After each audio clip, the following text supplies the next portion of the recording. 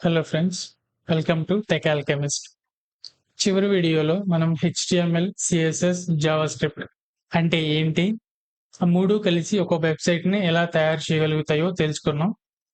ఈ ప్లేలిస్ట్లో మనం కేవలం హెచ్టిఎంఎల్ని మాత్రమే నేర్చుకోబోతున్నాం కాబట్టి ఆ హెచ్టిఎంఎల్ని ఎక్కడ రాయాలి, ఆ రాసిన హెచ్టిఎంఎల్ని ఎక్కడ ప్రీవ్యూ చేయాలి, ప్రీవ్యూ చూడొచ్చు అనేవి ఇప్పుడు తెలుసుకోబోతున్నాం.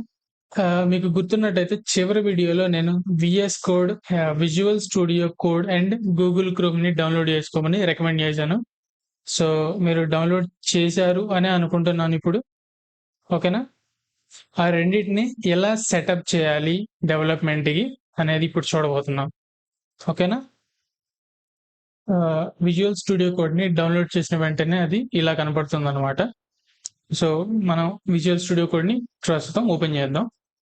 ఓపెన్ చేసిన వెంటనే డెస్క్టాప్లో ఉంది కదా, ఇక్కడ ఒక ఫోల్డర్ని తయారు చేద్దాం. ఆ ఫోల్డర్కి HTML అని పేరు ఇస్తున్నాను నేను. విఎస్ కోడ్ ఓపెన్ చేసి ఇక్కడ టాప్ లెఫ్ట్ కార్నర్లో ఒక ఫైల్ అని ఒకటి మీకు కనబడుతుంటుంది. అది నొక్కగానే కొన్ని ఆప్షన్స్ వస్తాయి. అందులో ఓపెన్ ఫోల్డర్ క్లిక్ చేసి ఆ ఫోల్డర్ని సెలెక్ట్ చేద్దాం. ఇప్పుడు క్రియేట్ చేసిన ఫోల్డర్ని. ఓకేనా? ఫోల్డర్ సెలెక్ట్ అయింది అనమాట. ఇక్కడ చూస్తే ఆ ఫోల్డర్ పేరు కనబడుతుంటుంది మీకు. ఓకేనా? ఈ ఫోల్డర్లో ఒక ఫైల్ని తయారు చేద్దాం. దానికి ఒక పేరు ఇద్దాం, index.html. ఓకేనా?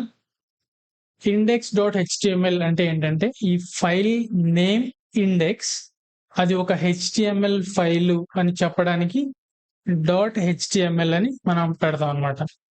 ఓకేనా? ఇది ఒక HTML ఫైలు అని అర్థమవుతుంది ఎడిటర్కి. ఓకేనా? మనం జస్ట్ ప్రాక్టీస్కి హెలో వరల్డ్ అని రాద్దాం.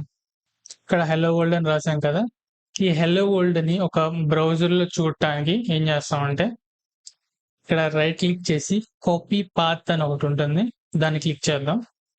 ఈ ఫైల్ పాత్ అనేది కాపీ ఉంటుంది. ఇప్పుడు మీకు ఒక బ్రౌజర్కి వెళ్ళి ఇక్కడ ఏం చేస్తారంటే దాన్ని పేస్ట్ చేయండి.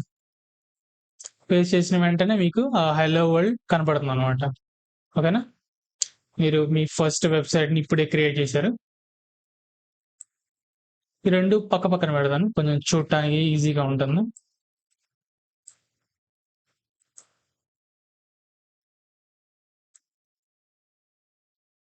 ఈ హెలో వరల్డ్ కింద వేరేది ఏదైనా రాద్దాం. Hello world again. Ctrl+S save చేద్దాం. ఈ బ్రౌజర్కి వెళ్ళి బ్రౌజర్ని రీఫ్రెష్ చేద్దాం. హెలో వరల్డ్ అగైన్ రెండు వచ్చాయి అన్నమాట ఇక్కడ. ఓకేనా? కింద ఇంకోటి రాద్దాం, హెలో